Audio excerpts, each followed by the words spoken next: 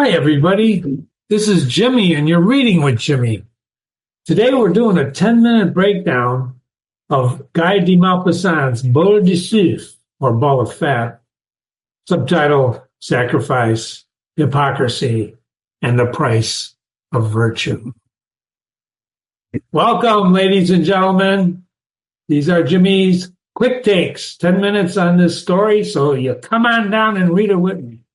What if I told you that a short story about food, water, war, and morality is actually one of the most brutal commentaries on human hypocrisy ever written? That's exactly what Guy de Maupassant's Boule de Suif is. It's a story where dignity, cruelty collide, and good and evil are not what they seem. So I want to welcome you to Reading with Jimmy's Quick Takes. These are short 10-minute looks, dives, where we break down literature's greatest works in just 10 minutes, so you can go straight to the good stuff and read it with Jimmy. So let's unpack Maupassant's masterpiece, shall we? What's the story? Let's start with that. The setting is France during the Franco-Prussian War, 1870 to 71. There's a group of 10 passengers on this coach, upper-class aristocrats, couple nuns, merchants, and a prostitute.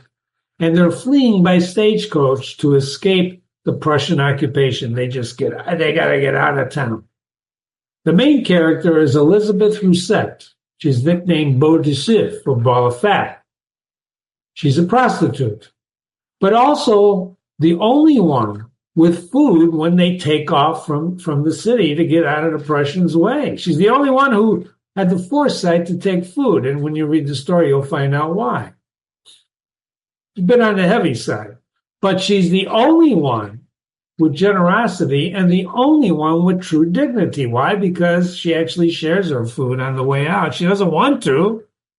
I mean, she loves food, but she doesn't. The conflict. What's the conflict? Well, the group gets stopped, of course, by a Prussian officer. So they go to a city and they're stopped, and the Prussian officer demands that Elizabeth sleep with him in exchange for letting them go further on their trip as they escape the Prussians. Of course, she refuses. She's a patriot. She's a true patriot. So why would I do that? And on principle, she says, no. But the others, at first, they're shocked that someone would actually ask her to do something like that, sleep with them, especially the enemy. But soon they pressure her to give in. And ladies and gentlemen, what they do to her in this story to pressure her to give in to this Prussian is one of the most enormously cruel things that a human being can do to another human being. It's psychological warfare. It's unbelievable. So eventually she agrees and she sacrifices herself for the group. Now you're going to say, well, she's a prostitute, so what's the big deal? Well, it is a big deal. And, what would you do if you had to sacrifice your profession? The next morning, they shun her. They look down on her. Even though she pushed her, they pushed her into it, they looked, oh, how could you? Bunch of hypocrites. You want to smack them. She's left in tears. And she's the only one, really, when you read this story, with dignity. The others become true hypocrisy. You've heard of hypocrites? Maybe you know some. This is manipulation at its finest, the way they really, get her to go into this with her. So what's the big deal about this story? Well, by presenting characters from various social strata, different, nuns and aristocrats, right? The third-person narrator exposes prejudices and moral contradictions that are prevalent in his society, and guess what? In ours. You can't tell Jimmy that our society's perfect and doesn't have any hypocrites. Look around. The so-called respectable characters reveal their selfishness and cowardness, while Elizabeth, despite her profession, she's a prostitute, displays genuine courage, generosity. This is juxtaposition at its finest. What is juxtaposition? It's two things that are juxtaposed, black and white, good, and there's juxtaposition going on. And the third person narrator takes us into these themes of gender, morality, class oppression. But the story, the real story, ladies and gentlemen, is about power. It's a theme that remains relevant across all eras and cultures, including our own. In fact, John Ford's classic film, hopefully you saw, it's been remade many times. The original was with John Wayne, Stagecoach, drew inspiration from this story, underscoring the lasting significance not only of storytelling, but of bringing a bunch of people together in a compartment, which is what Stagecoach did, which is what this does, what Boule de Suif does. So, what's the themes? Hypocrisy. Ladies and gentlemen, you can read forever. You're not going to find a better story that demonstrates through words and shows you hypocrisy. The upper class, snooty people, claim to be moral, but they use this poor woman when it benefits them, and then they discard her like an old rag when they don't need her anymore. Does that sound familiar? Have you met people like that? I hope you're not like that. Remember, we read literature to learn how to lead our lives, right, from the way other people lead their lives. Some people might see themselves in this. We'll talk about that in one more moment. War and power. War doesn't just kill. That's what, the Prussians have invaded France. But it destroys human dignity. It corrupts morality. These people will do anything to get away from the Prussians, including degrade Elizabeth. It brings out actually the worst in people. It really does. You know what happens after a storm? You get these stupid looters, right? These bottom of the barrel people. Class and judgment.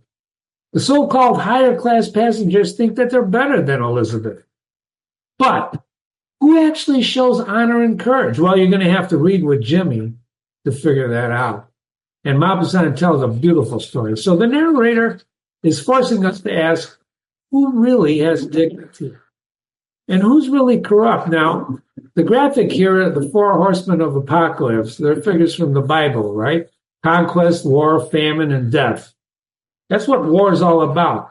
And I chose this graphic very, very specifically to demonstrate war and what it does to people. So why does it matter? Why does this story about Elizabeth matter today? Well, hypocrisy never dies. These moral characters, they exploit her, they pressure her, psychological warfare is unbelievable in this. And then they just discard her, just like modern society often exploits and shames people. There's a big thing, right, with bullying and shaming people, all that stuff, right? That's all around us. And why is that? We should think about that. War reveals who we really are. When you're in a situation where you can't escape, you're gonna understand really who you are. War strips away politeness and exposes your true character. Oh, I'd never do that, Jimmy. I wouldn't do that. Well, how do you know? Who is selfish? Who's courageous? Who goes along with the crowd? You see this every day. Just look in the war zones that are going on today, what's going on. The crises, the politics. It's difficult to find goodness, isn't it? When there's all this stuff going on. Class and judgment are still everywhere. The upper class passengers think they're better than everybody. And you see this when you go sometimes to an event, you'll see people like, oh, pardon me, right? But who really shows dignity? Who? I'm not saying all upper class people are not dignified. I'm just saying the facade and the true character of authenticity. That's what you're looking for. Besides, who do we judge unfairly today, right? Can you think of somebody? Can you think of some people? Power is always at play. Power. What is power? Jimmy explores that in many of the readings, but what is power? And who gets to set the rules? Huh? Who sets the rules? Who decides what's acceptable? You can't do that. Jimmy used to get his hand slapped all the time, right? When he was in grade school. They used to give you a punch card. right? When you were bad, they'd give a punt. They'd take your card. You bring your card up here, and the nun would punch it instead of punching you. And then you have to take the card home at the end of the week and have it signed by your parents. My card was whole. It had holes everywhere. It was horrible. The anonymous narrator forces us to look at human nature without illusion. That's hard to do, isn't it? We all like illusion. We all think, oh, this is wonderful. It's a beautiful world, but it's not. What would we do in her place? What would you sacrifice who you are, what you are? Would you do that? Well, Jimmy, she's a prostitute. What the hell did she sacrifice? She sacrificed herself. Why would she do that? Just because you're, a prostitute doesn't mean you got to go around, and prostitute yourself to every Tom, Dick, and Harriet. This was oppression. This was her enemy. Read this story with me. Worse, what would we do in her betrayer's place? Would we force her to do that? That's Boule de Suif in 10 minutes. So why not go and explore the twists and the turns with me? Come on, go to my website. You're already on my website if you're reading this 10-minute little summary, or check out the deep dive analysis on YouTube. There's my YouTube address. I'm going to read and analyze every line, every moment of this painful, truthful story, and I'm going to make this masterpiece come alive. I do my best. So here's a question I'd like to leave you with, right? Who in this story really has honor? There's a lot of characters in here. A lot of, I want to include the Prussian. He's just doing what a conqueror does, right? He's a demanding son of a gun.